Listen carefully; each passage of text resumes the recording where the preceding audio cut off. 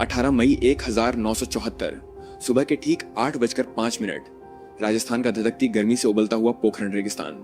चारों तरफ दूर दूर तक फैली सफेद रेत की चादर पर सन्नाटे का एक ऐसा खौफनाक पहरा था जिसे चीरने की हिम्मत हवाएं भी नहीं कर पा रही थीं।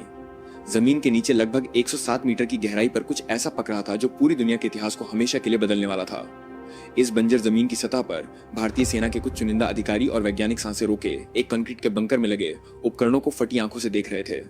ठीक इसी समय राजधानी नई दिल्ली के एक बंद और बेहद सुरक्षित कमरे में भारत की प्रधानमंत्री इंदिरा गांधी अपने फोन के पास बैठी उस एक खबर का इंतजार कर रही थी जो भारत को दुनिया के सबसे शक्तिशाली देशों की कतार में खड़ा करने वाली थी या फिर हमेशा के लिए एक बहुत बड़े अंतर्राष्ट्रीय संकट में धकेलने वाली थी। समय की सुई जैसे ही 8:05 पर रुकी, पोखरण की रेतीली जमीन के भीतर एक भयानक हलचल हुई और पलक झपकते ही एक जोरदार धमाके के साथ रेगिस्तान का एक बहुत बड़ा हिस्सा आसमान की तरफ उठ गया। हवा में धूल और धुएं का एक विशालकाय पहाड़ बन गया जिसने सूरज की रोशनी को भी कुछ पलों के लिए ले लिया। धमाका इतना भीषण था कि कई किलोमीटर दूर तक धरती कांप उठी और इसी कौपती हुई धरती के बीच बंकर में मौजूद वैज्ञानिक डॉक्टर राजा रमन्ना ने कांपते हाथों से फोन उठाया और नई दिल्ली में बैठे खुफिया agency research and analysis wing यानी रॉ के प्रमुख आर.एन. काओ को एक कोड वर्ड भेजा। बुद्धा मुस्कुराए। ये सिर्फ एक परमाणु परीक्षण नहीं था, ये दुनिया की सबसे बड़ी खुफिया एजेंसी CIA की नाक के नीचे अंजाम दिया गया इतिहास का सबसे बड़ा धोखा था जिसने वॉशिंगटन से लेकर लंदन तक के सत्ता के गलियारों में एक ऐसा भूचाल ला दिया जिसकी कल्पना किसी ने सपने में भी नहीं की थी। इस महाविस्फोट की नींव दरअसल बहुत साल पहले एक ऐसे विजनरी वैज्ञानिक ने रखी थी जिसने भारत की संप्रभुता को सबसे ऊपर माना था। साल 1960 के दशक में जब दुनिया शीत युद्ध की आग में जल रही थी, तब डॉक्टर होमी जहांगीर भाभा ने भारत के परमाणु कार्यक्रम को एक नई दिशा देना शुरू किया था। भाभा एक ऐसे वैज्ञानिक थे जो अच्छी तरह जानते थे कि बिना परमाणु शक्ति के भारत कभी भी महाशक्तियों के दबाव से मुक्त नहीं हो पाएगा। उन्होंने बेहद खामोशी से और बहुत ही सीमित संसाधनों के बीच देश के शीर्ष वैज्ञानिकों की एक ऐसी टीम तैयार करना शुरू किया जो रात दिन केवल एक ही मिशन पर काम कर रही थी। लेकिन इस राह में खतरे बहुत बड़े थे। अमेरिकी खुफिया एजेंसी CIA की गिद्ध जैसी नजरें हर वक्त भारत के हर बड़े वैज्ञानिक और उनकी गतिविधियों पर टिकी रहती थीं। CIA को जरा सा भी शक था कि भारत परमाणु बम बनाने की दिशा में बढ़ रहा है तो वो भारत पर ऐसे आर्थिक और तकनीकी प्रतिबंध लगा देता जिससे देश घुटनों पर आ जाता। इसी बीच एक रहस्यमय और दर्दनाक मोड़ आया जब जनवरी 1966 में डॉक्टर होमी जहांगीर भाभा की एक विमान हादसे में अचानक मौत हो गई।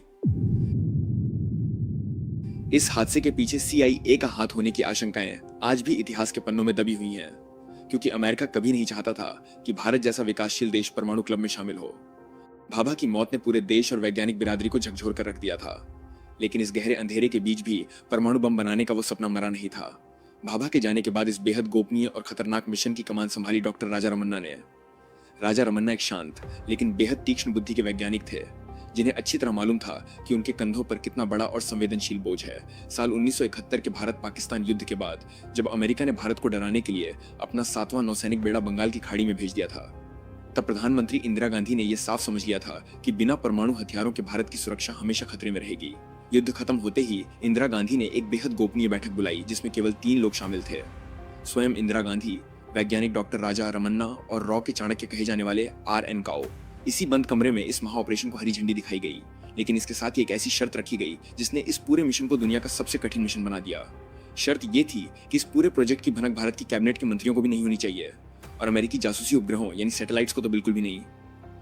R.N. काओ ने अपनी अचूक खुफिया रणनीति के तहत पूरे देश में एक ऐसा सुरक्षा चक्र तैयार किया कि CIA के भारत में मौजूद फील्ड एजेंट्स भी पूरी तरह से अंधेरे में रहे।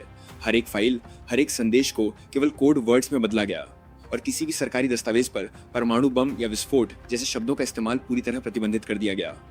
असली चुनौती तब शुरू हुई जब परीक्षण के लिए राजस्थान के पोखरण को चुना गया। पोखरण का ये इलाका पूरी तरह से खुला और बंजर था, जहां छिपने के लिए कोई पेड़ या झाड़ी तक नहीं थी। आसमान में 24 घंटे घूम रहे अमेरिकी जासूसी सैटेलाइट्स इस इलाके की इतनी साफ तस्वीरें ले रहे थे कि जमीन पर खड़े किसी सैनिक की घड़ी का समय भी देखा जा सकता था।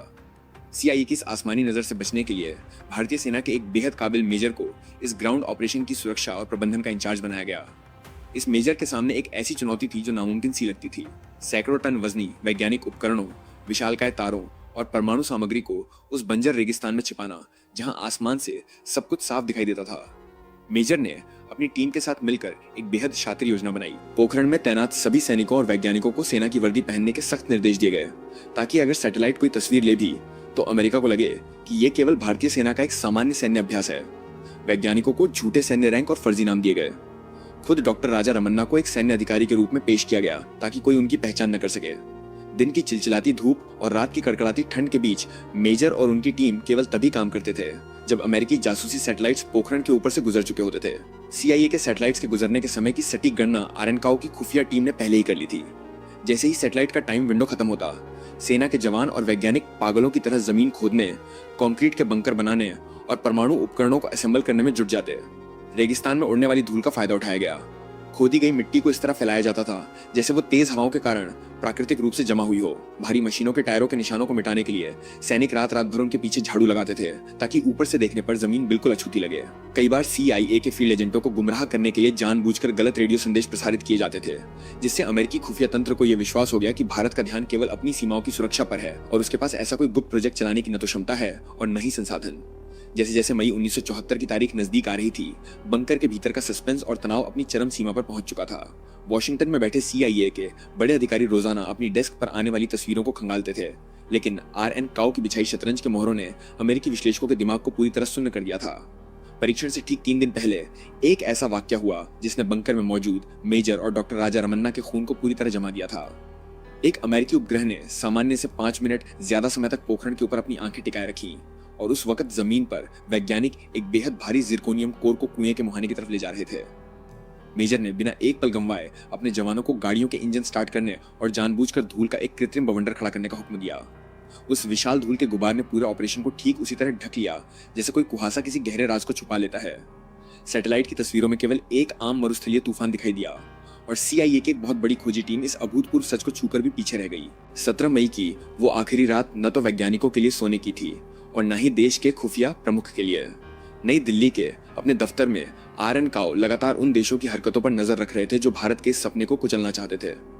उधर पोखरण की अंधेरी और सर्द रात में 107 मीटर गहरे कुएं के भीतर तारों का एक ऐसा जटिल जाल बिछाया जा चुका था जिसकी रीढ़ केवल स्वदेशी तकनीक थी। डॉक्टर राजा रमन्ना ने अपने चश्मे को साफ करते हुए आखिरी बार ट्रिगर मैकेनिज्म की जांच की। उनके हाथ हल्के से कांप रहे थे क्योंकि वे जानते थे कि अगर सुबह परमाणु प्लूटोनियम का एक भी कण उम्मीद के मुताबिक काम नहीं कर पाया तो इतिहास उन्हें माफ नहीं करेगा। मेजर अपनी लोडेड सर्विस रिवॉल्वर के साथ बंकर के बाहर मुस्तैद थे। उनकी आंखें चारों तरफ फैले घुप अंधेरे को चीर रही थीं ताकि कोई भी अनधिकृत हरकत उनकी देशभक्ति के सबसे बड़े यज्ञ में बाधा न डाल सके। हर गुजारते सेकंड के साथ घड़ी का टिक टिक करना बंकर के भीतर मौजूद हर इंसान के दिल की धड़कन जैसा महसूस हो रहा था। 18 मई की उस सुबह जब परमाणु उपकरण को 107 मीटर गहरे कुएं में पूरी तरह उतारा जा चुका था, तब वैज्ञानिकों के माथे पर पसीने की बूंदें साफ देखी जा सकती थीं।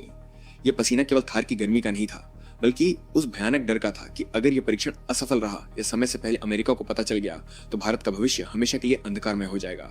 लेकिन भारतीय मेधा, सेना के बेजोड़ अनुशासन और खुफिया तंत्र की इस महासाजिश ने इतिहास का सबसे बड़ा चमत्कार कर दिखाया। धमाके के बाद जब दुनिया मुखदर्शक बनकर देख रही थी, तब अमेरिकी राष्ट्रपति कार्यालय व्हाइट हाउस में हड़कंप मच गया था। अमेरिकी प्रशासन ये मानने को तैयार ही नहीं था कि एशिया के एक हिस्से में उनके अपने जासूसी उपकरणों को इतनी बेरहमी से अंधा कर दिया गया था। CIA के इतिहास की इसे सबसे बड़ी विफलता माना गया, क्योंकि जिस देश को वे एक गरीब और पिछड़ा हुआ मुल्क समझते थे, उसने उनकी अरबों डॉलर की सैटेलाइट तकनीक और जासूसों के जाल को पूरी तरह से फेल कर दिया था।